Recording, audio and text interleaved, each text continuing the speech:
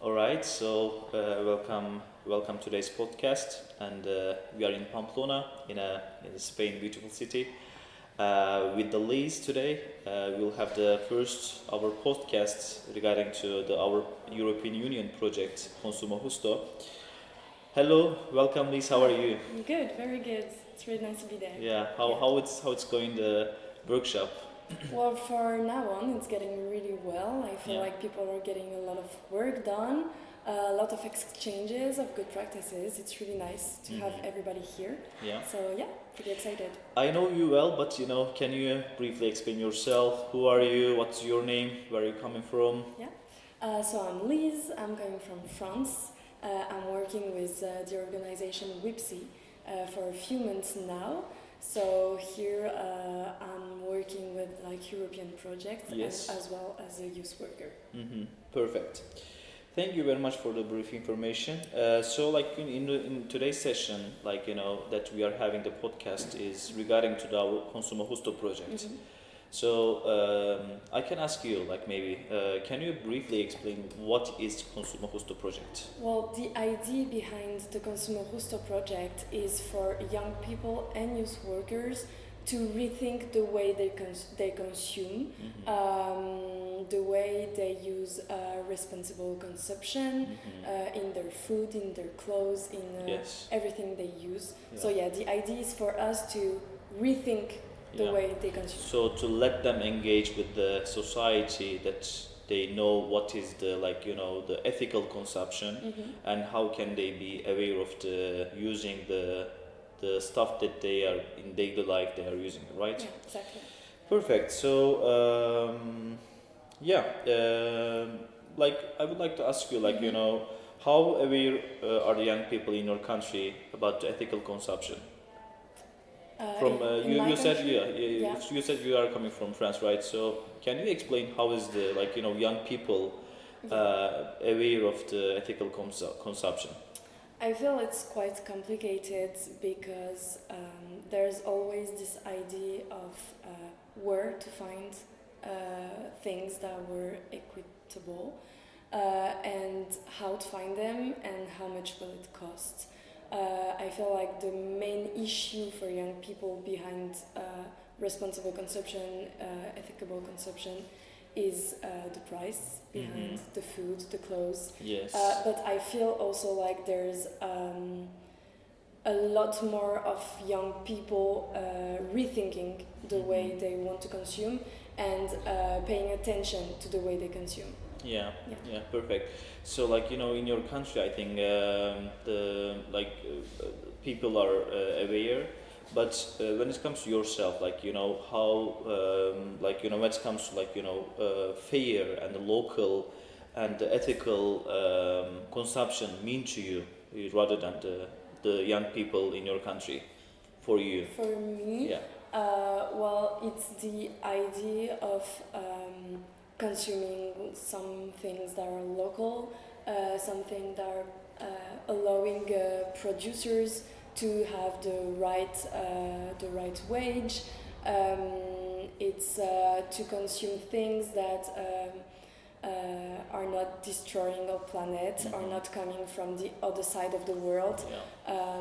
Because we need to let the next generation lives in a good life, right? Exactly, In and a we good need to pay place, in a attention good about planet. things. This is So that's why why also this is the reason why young people should be interested with the ethical consumption. Exactly, yeah. Perfect. I'm gonna ask from your expertise side some questions as a youth worker. So can you tell me, as a youth worker, how do you address these topics with the young people?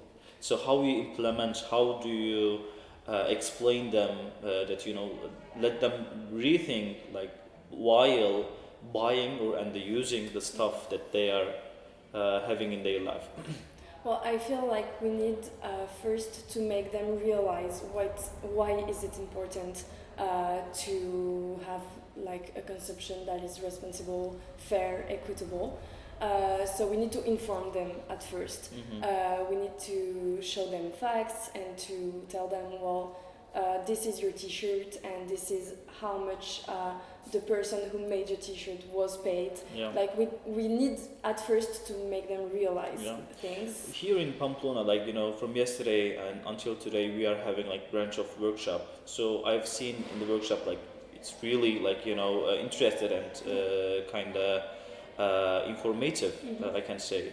So from the yesterday workshop, that we have thought that just one brand, one stuff, the behind of the process and behind that product, what is the main people or the persons or the organizations behind of the product.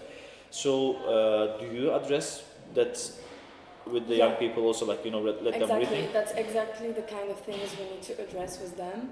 But then we also need to inform them about what is available for them, and this is what we're trying to do as well with this seminar and with the workshops. Like, we're trying to visit like small companies that are like huge actors in this change, and we need to inform young people about the things that are available for them, showing them that they can buy second-hand clothes that are still beautiful, that are still affordable.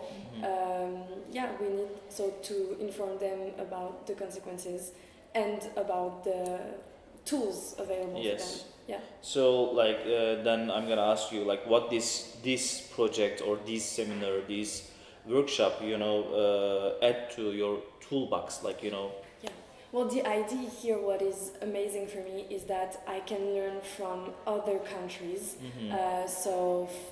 It's of course it's nice to know what's available in France, but I feel like it's very enlightening to know what is implemented in Norway, in Poland, in Spain, and it can help us to have new ideas as well, of things we can develop.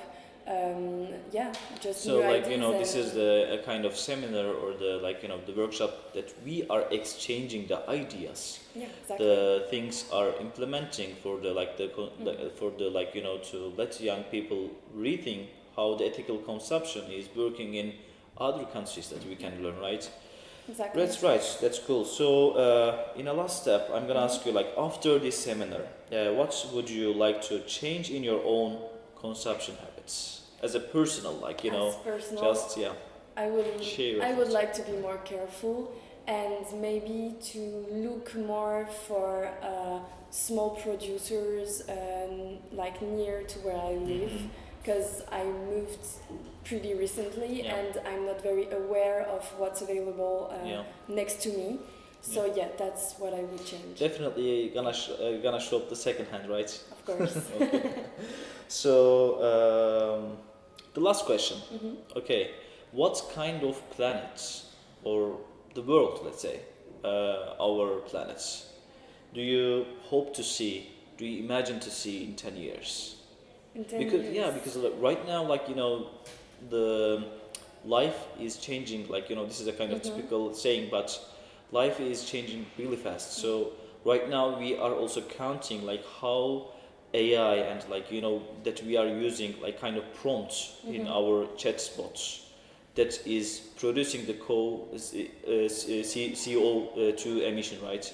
So that's why it's changing, like, so fast. Like, you know, in 10 years, it can be a place that we cannot imagine. What do you want to see in 10 years? Well, in 10 years, I would love to see a switch in people's minds. Because I feel like a lot of people are not still aware of what is happening and how much it's important to change the way we consume. So I would love to see a switch in people's minds and maybe the beginning of something new in the way most of the planet consume. That would be one of the the amazing best thing. Okay. In 10 years. Thank you, Liz. Thank you. So let's finish the podcast for today here in Pamplona, in Spain, in a beautiful weather. So thank you for having the podcast with us. Thank you for having me. Thank you very much. Okay. je reprends.